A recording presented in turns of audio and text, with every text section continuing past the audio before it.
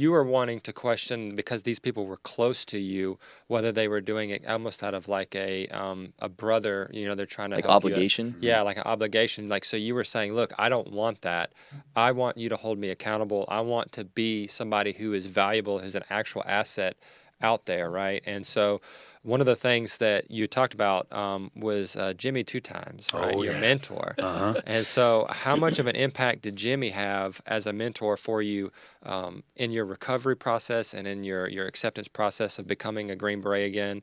And then eventually, here in a little while, we'll talk about how maybe that was applied towards your fatherhood and towards your life Yeah. outside of. Jimmy, who I just talked to a couple days ago, the short answer, Brandon, to the question is he's still an influence on me, Yeah. today. So going on beyond a decade at Yeah. this point. Wow. When I eventually had the realization that I was going back to a team, and this is as I was going through this proving myself process. I was like 4 or 5 evaluations in. Okay.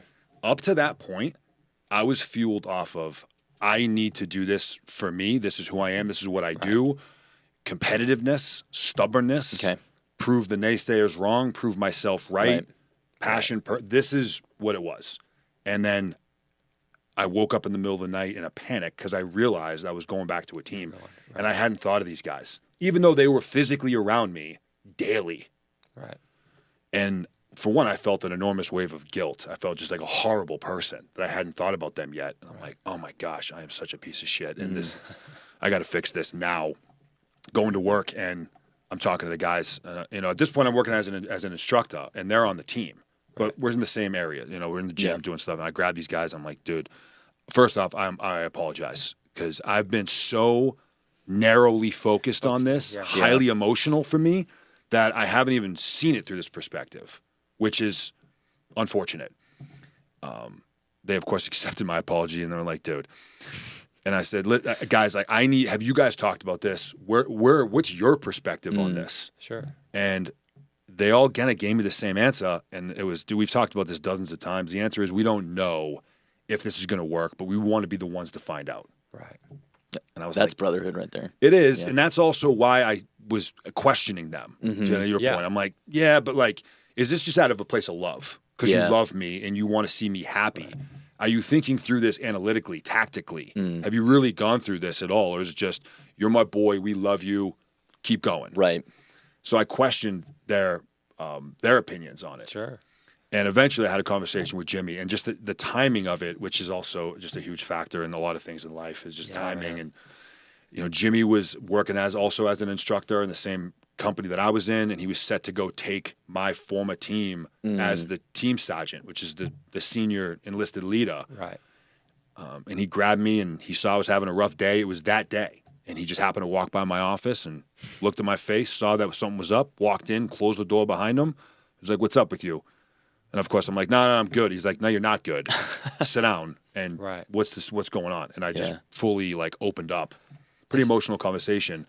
And when he gave me the response, that was almost the exact same as the guys, only he added, that my first obligation is to the team. Right. That's it. And this was going to be his second run as a team sergeant. That's why we call him Jimmy Two Times. That's incredibly uncommon. Yeah, I was going to say that's rare. It's rare. Yeah. So he already lived the team sergeant life in extreme conditions. He knows exactly what he's getting himself back into and what we're about to go into as a team. That little extra layer of respect towards him and his awareness of the importance of the ODA as a unit was the differentiator for me.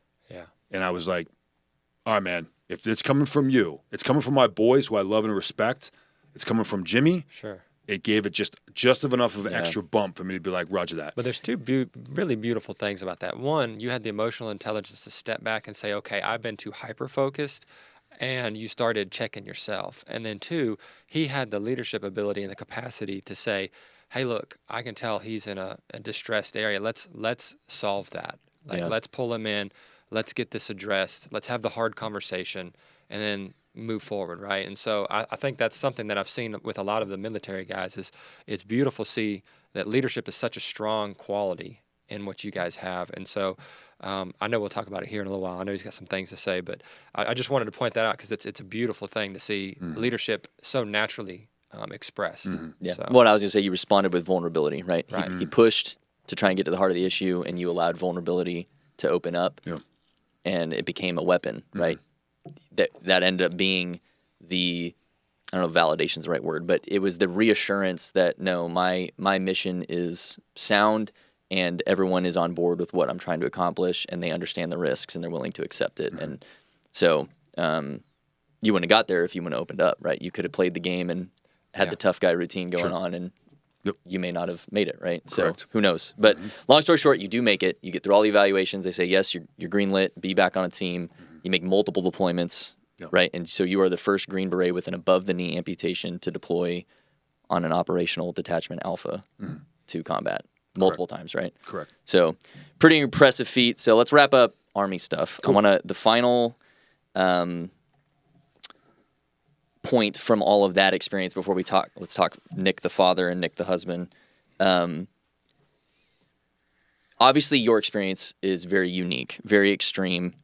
You know, I think in the book you talked about, like, you know, the odds of you surviving were so astronomically low, you were quite literally the exception to the rule, right? Yeah.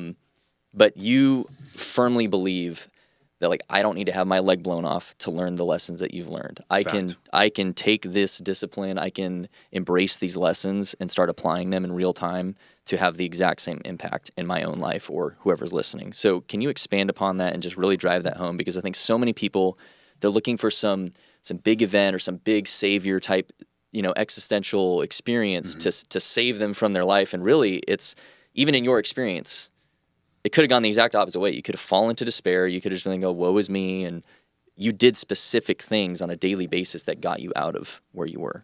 Yeah, it's a great point. And you can use this throughout, I would say, any sector or aspect of life, you know, financially. Yep. Are there those once in a lifetime, oh my gosh, moments that just this catapult of returns? Does it happen? Yeah, it happens. More often than not, it's a slow grind. Yeah. It's a slow grind.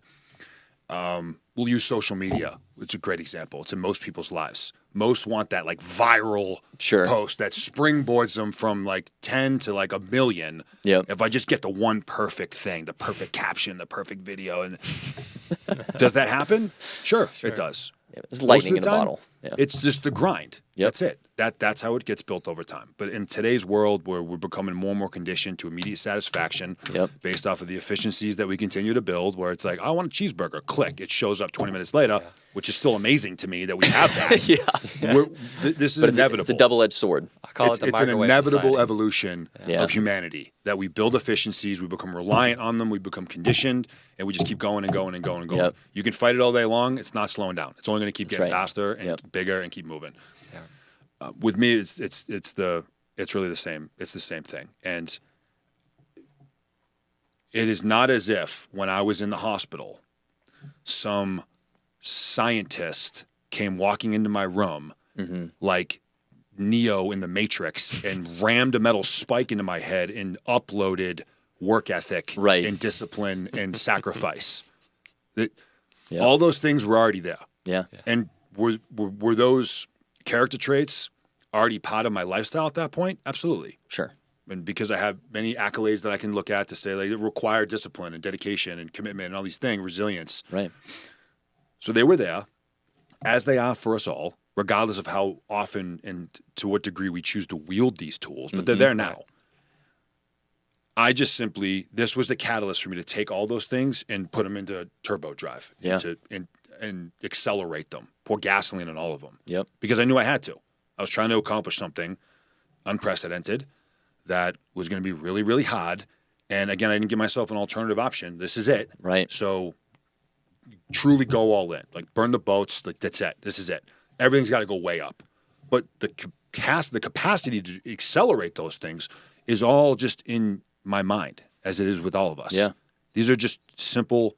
They're simple. It's not easy. They're not easy choices, but it is simple. Right. This is incredibly simple. There's nothing complex about this. It is simple. It's not easy. It's going to Yep. be difficult, but this is a very simple, this book right here, Yeah. this is as simple as it gets, Yeah. man. Read it in one day. That's it. This is not rocket science. This is basic, simple framework. Yep. And it is cultivated through nothing more than a series of choices executed daily. Yeah. That's it. And, I'm at a point where I'm so frustrated with just men in our country in general because it's just always, it's the blame game. It's someone else's fault. And I'm like, man, you're making the daily choice to make something else in control of you. Are there variables you can't control? Absolutely. We all have our own crap. We all have stuff from our past. We all have stuff in our future we're worried about or whatever. I mean, it's the same picture for everyone. It's just different circumstances, right? Yeah. And I'm not to diminish people who've been through very difficult things either. That's not the point of what I'm saying. But like every man has to, so if you're listening to this and maybe something's hitting, you have to make the choice for yourself to decide today, enough's enough. I am going to move towards my purpose or my whatever, pick the word, mission, purpose, goal, objective. And you have to make that choice daily. And people are going to try and naysay you. I'm sure you had people tell you, you're crazy, Nick. No way. There's no way you can do this. Think about your health and blah, blah, blah. Like, if you really believe it's what you need to do or you're put on this earth to do it, then nothing should deter you from that. And I think so many men get so scared of all this other stuff that has nothing to do with them anyway. And they back up. Mm-hmm. They make excuses. Oh, well, it's this, or, I just couldn't because of that. BS, man. Step up. And I'm not saying this like I'm some alpha, amazing human being or whatever, but like my life has improved significantly from embracing some of these principles. Just no more excuses. What can I do? Daily action and living it. And it just gets easier over time. Like you talk about discipline in terms of especially like diet, right? We want this thing. You want the pizza. You want the ice cream. Sure. But until you want the body more than the fancy food or whatever, eventually it shifts and it becomes your new want now is a need. It's a must-have. And so, like, guys, listen to Nick's story. You don't have to be a Green Beret. You don't have to have this crazy background or any of that kind of stuff. Go take action today. So if you hear nothing else from his book and his story, that's it. Like, we all have that choice. And every man who steps up to lead his family, his company, whatever, that's all it is. Mm-hmm. It's just being a little bit better every day.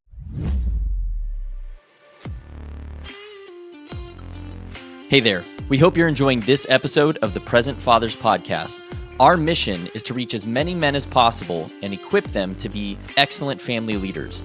We believe that by inspiring and equipping men, we can change bloodlines and positively impact our culture. You can join us on this mission and partner with us today by doing one of two things. First, go to your favorite podcast platform, whether that's YouTube videos or Apple or Spotify, Google, etc., and leave us a review. The way the algorithm works is that it really values reviews, and this helps promote our stories to get them out to more people. The second way you can help is by sharing your favorite episodes with friends and family. Help us get the word out so that we can make a difference in our culture. Thank you for watching, and we hope that you join us in our mission to change lives.